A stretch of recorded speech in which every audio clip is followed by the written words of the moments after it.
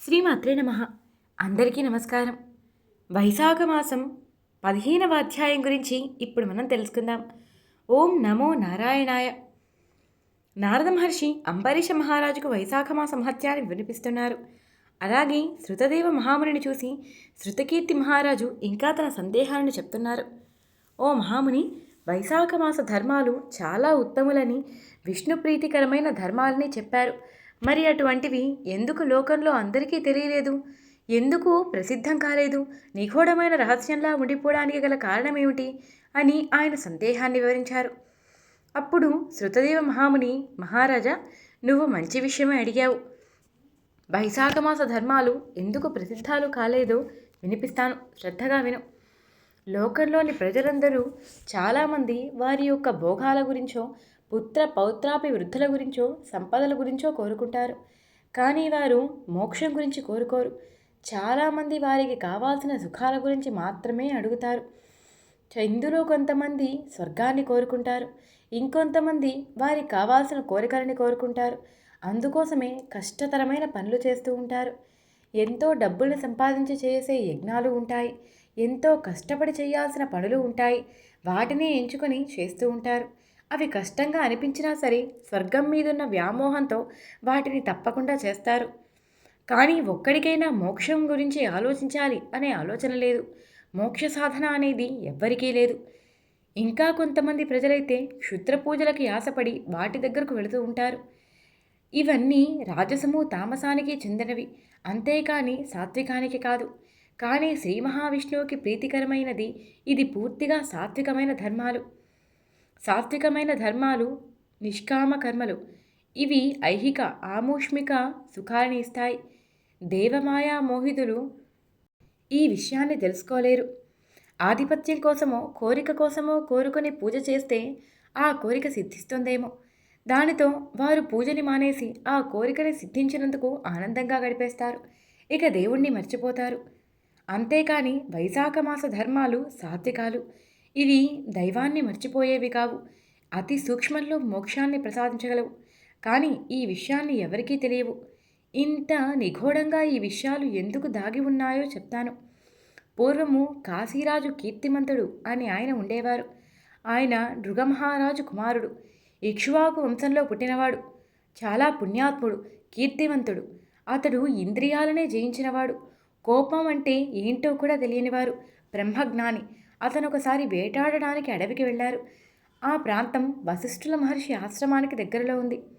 అలా వెళ్ళినప్పుడు వైశాఖ మాసం నడుస్తోంది. వశిష్ఠ మహర్షి శిష్యులు వైశాఖ మాసంలో దారిలో వచ్చిపోయే వారందరికీ కూడా చలివేంద్రాన్ని ఏర్పాటు చేసి దాహాన్ని తీర్చడం, నీడని ఇవ్వటానికి మండపాలను తయారు చేయించడం, అంతేకాకుండా అలసిపోయిన బాటసారులకి కూర్చోబెట్టి విసనకరతో విసరడం, చెరుకు కడలను, గంధాన్ని, పళ్లను దానంగా ఇవ్వటం, మధ్యాహ్న సమయంలో గొడుగుని దానంగా ఇవ్వటం, సాయంకాల సమయంలో పానకాన్ని, తాంబూలాన్ని ఇవ్వటం, చల్లబరిచేలా మంచినీటిని ఇవ్వటం, వీటన్నిటినీ చేయటాన్ని చూశారు. ఇంటి ముందు మండపాలను ఏర్పాటు చేయించి వాటిలో కాసేపు విశ్రాంతి తీసుకోమని చెప్పడం, చెట్ల కొమ్మలకు ఉయ్యాలలు కట్టడం, ఇవన్నీ చూసి ఆశ్చర్యపోయారు. ఏంటి మీరు చేస్తున్న పని అని వారందరినీ ప్రశ్నించారు. ఓ మహారాజా, ఇది వైశాఖ మాసం. ఈ మాసంలో ఇవన్నీ చేయవలసిన ధర్మాలు. వీటిని చేయటం వల్ల మానవులకి చతుర్విధ పురుషార్థాలు దొరుకుతాయి, మోక్షం లభిస్తుంది. మా గురువుగారి ఆజ్ఞతో మేము ఈ పనులు చేస్తున్నాము. మీరు ఇంకా ఏదైనా తెలుసుకోవాలి అనుకుంటే మా గురువుగారిని అడిగి తెలుసుకోండి అని వినయంగా సమాధానమిచ్చారు. మహారాజు వారి మాటలు విని వెంటనే వశిష్ఠుల మహర్షుల వారి ఆశ్రమానికి వెళ్ళారు. అటుగా వస్తున్న రాజును చూసి వశిష్ఠ మహర్షి ఎంతో చక్కగా వారిని లోపలికి ఆహ్వానించారు. అతనికి అతని పరివారం అంతటినీ కూడా లోపలికి ఆహ్వానించారు. వారందరికీ అతిథి మర్యాదలు చేశారు. రాజు మహామునికి నమస్కరించి మహాముని ఇచ్చిన ఆతిథ్యాన్ని స్వీకరించి చాలా సంతోషంతో అలాగే ఆశ్చర్యంతో తిరిగి ఇలా పలుకుతున్నారు. మహర్షి, మార్గంలో మీ శిష్యులు బాటసారులకు చేసే అతిథి మర్యాదలు, వారు చేస్తున్న పనులు చూస్తూ ఉంటే నాకు చాలా ఆశ్చర్యం కలుగుతోంది. ఇలా ఎందుకు చేస్తున్నారో తెలుసుకోవాలనిపించి వారిని అడిగాను. అప్పుడు వారు చెప్పిన విషయం ఏమిటంటే, మా గురువుగారిని ప్రశ్నించండి, మాకు సమాధానం చెప్పేంత సమయం లేదు అని వినయంగా బదిలిచ్చారు. మీరు గురువులలో కూడా శ్రేష్ఠులైన వారు, అన్ని ధర్మాలు తెలిసినవారు. నన్ను మీ శిష్యునిగా భావించి ఇప్పుడు ఇక్కడ ఇలా ఎందుకు జరుగుతోందో వివరించండి. ఇవన్నీ చేయటానికి గల కారణమేంటో నాకు వివరించరా అంటూ ప్రార్థించారు. మహారాజా, ధర్మం మీదున్న నీకు ఈ ఆసక్తిని చూస్తుంటే చాలా సంతోషంగా ఉంది. శ్రీ మహావిష్ణువుకి ఇష్టమైన కథాప్రసంగాన్ని వినాలన్నా, ఆయనకు ఇష్టమైన ధర్మాల గురించి ఆసక్తి కలగాలన్నా సామాన్యమైన విషయం కాదు. ఈ విషయము చూడటానికి చిన్నగా అనిపించినా చాలా లోతు ఉంటుంది. నువ్వు ఎంతో ధర్మాత్ముడవు, అందుకే నీకు ఇలాంటి ఆలోచన కలిగింది. వైశాఖ మాస వ్రత ధర్మాలు చాలా మంచివి. అన్ని శుభాలను చేకూరుస్తాయి. పూర్తిగా పాపక్షయాన్ని చేస్తాయి. ఇతర ధర్మాల కంటే వైశాఖ మాస ధర్మం చాలా ఉత్తమమైనదనే చెప్పచ్చు. వైశాఖ మాసంలో నదిలో కానీ, చెరువులో కానీ, బావి దగ్గర కానీ స్నానం చేయాలి. ఇంటిలో స్నానం చేయకూడదు. అలా నదిలో స్నానం చేసిన వారు శ్రీ మహావిష్ణువుకి ప్రీతిపాత్రుడవుతారు. అన్ని ధర్మాలను ఆచరించి, అన్ని నదులలో స్నానం చేసి, అన్ని ధర్మాలను ఆచరించి వైశాఖ మాస ధర్మాలని ఆచరించకపోతే వారు శ్రీహరికి దూరమైపోతారు. శ్రీహరికి ప్రీతిపాత్రుడు కాలేరు. వైశాఖ మాసంలో స్నానము, దానము, పూజ ఇవి మానకుండా చేసినవారు శ్రీహరికి ప్రీతిపాత్రమైపోతారు. ఇవి మానినవారు ఎంత ఉత్తమ జన్మలో పుట్టినవారైనా సరే అతడికి ఈ కర్మ వల్ల మళ్ళీ నీచ జన్మే కలుగుతుంది. వైశాఖ మాసంలో శ్రీహరిని పూజించి శ్రీహరిని భక్తి శ్రద్ధలతో ఆరాధిస్తే శ్రీహరి సంతోషించి కోరిన కోరికలన్నీ తీర్చి రక్షిస్తారు. అంతేకాదు మనల్ని సదా కాస్తూ ఉంటారు. శ్రీపతి జగన్నాథుడగు శ్రీ మహావిష్ణువు అన్ని పాపాలను నశింపజేసేస్తాడు. ఎంతో కష్టపడి డబ్బులను ఖర్చు పెట్టి చేసే వ్రతాలు చాలా ఉన్నాయి. కానీ వాటన్నిటి వల్ల శ్రీహరి సంతోషించరు. కేవలం మనస్ఫూర్తిగా చేసే స్వల్పమైన కార్యమైన శ్రీహరి సంతోషిస్తారు. శ్రీహరి తప్పకుండా వాటిని స్వీకరించి ఆనందంగా వాటిని చూస్తారు. శ్రీహరికి కావాల్సింది ధనమో లేకపోతే ఆడంబరమో కాదు, మనలోని భక్తి మాత్రమే. అలా మనలో భక్తి ఉన్నప్పుడు మనం చేసిన పని చిన్నదే అయినా శ్రీహరి తప్పకుండా సంతోషిస్తారు. వైశాఖ మాస ధర్మాలు చిన్న చిన్నవే అయినా వాటి యొక్క ఫలితాలు అమోఘమైనవి, శ్రీహరికి ప్రీతిపాత్రమైనవి, తప్పకుండా ఆచరించాల్సినవి.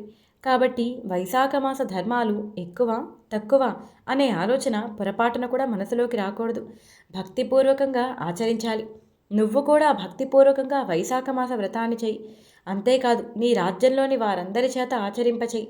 అప్పుడు తప్పకుండా నీకు నీ రాజ్యానికి శుభం కలుగుతుంది. వైశాఖ ధర్మాలని ఆచరింపని వాడు నీచుడవుతాడు.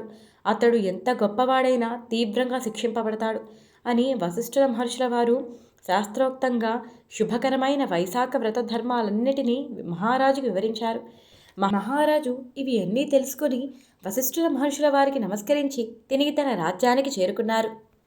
ఆ రాజు తిరిగి తన రాజ్యానికి చేరుకున్నాక పదే పదే వశిష్ఠుల మహర్షుల వారి మాటలనే గుర్తు తెచ్చుకున్నారు. తను తప్పకుండా వైశాఖ మాస ధర్మాన్ని పాటించాలని మనస్సులో దృఢ నిశ్చయాన్ని ఏర్పరచుకున్నారు. ఆ రాజు వైశాఖ మాస వ్రతాన్ని చేస్తూ శ్రీ మహావిష్ణువుని భక్తితో సేవిస్తున్నారు. ఏనుగుపై భేరీ మోగించారు. భటులని పిలిపించి గ్రామాలన్నిటినా ప్రచారం చేయడానికి పంపారు. 8 సంవత్సరాలు మొదలైన దగ్గర నుంచి 50 సంవత్సరాల లోపల పడే వారందరూ కూడా ప్రాతకాలమున లేచి వైశాఖ మాస స్నానం చేయాలి. ఆ ధర్మాలని ఆచరించాలి. అలా చేయకపోతే కఠినమైన దండన ఉంటుంది. దేశ బహిష్కరణైనా జరుగుతుంది. లేకపోతే వారిని సంహరిస్తామని మహారాజు తెలియజేయమన్నారు అంటూ వారు భటులు అరుస్తూ ఊరూరు తిరుగుతున్నారు. వైశాఖ వ్రతాన్ని ఆచరింపనివాడు తండ్రి అయినా, పుత్రుడైనా, భార్య అయినా, ఆత్మబంధువైనా ఎవ్వరైనా సరే వారికి తీవ్రమైన కఠినమైన దండన ఉంటుందని ప్రకటిస్తున్నారు. ప్రాతకాలంలో స్నానం చేయాలి. సద్బ్రాహ్మణులకి నీటిని మొదలైన వాటిని దానంగా ఇవ్వాలి. చలివేంద్రాన్ని ఏర్పాటు చేయాలి. వైశాఖ మాస ధర్మాలు అన్నీ పాటించాలి. ఇలా పాటిస్తున్నారా లేదా అని తెలుసుకోవటానికి 5 ఊర్లకి ఒకరిని చొప్పున మహారాజు నియమించారు. అలా దేశమంతటా పెట్టారు. ప్రతి ఒక్క చోటున 10 మంది భటులని నియమించారు. వారు చేస్తున్నారా లేదా అని చెయ్యపోయిన వారికి కఠినమైన శిక్షని విధిస్తాను, తప్పకుండా అందరూ చేయవలసిందే అని మహారాజు గట్టిగా ఆజ్ఞాపించారు.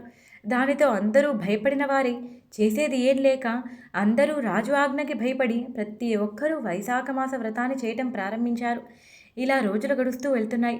ప్రతి ఒక్కరూ వైశాఖ మాస వ్రతాన్ని చేయటం వల్ల అందరి పాపాలు క్షయమైపోతున్నాయి.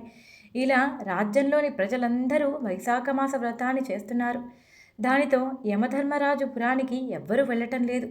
చిత్రగుప్తుడు ప్రతి ఒక్క ప్రాణి చేసిన పాపాలన్నిటినీ చిట్టాలో రాస్తున్నాడు. కానీ వారు చేసే వైశాఖ ధర్మాలను చూసి ఈ పాపం వీరికి అంటడం లేదు అని తానే స్వయంగా మళ్ళీ ఆ పాపపు చిట్టాని కొట్టివేస్తున్నాడు. ఇలా అందరి యొక్క పాపపుణ్యాల చిట్టా వెయ్యటం, వాళ్ళు చేసే వైశాఖ ధర్మాలను బట్టి వారి పాపాలన్నీ కొట్టివేయడం ఇదే పనైపోయింది.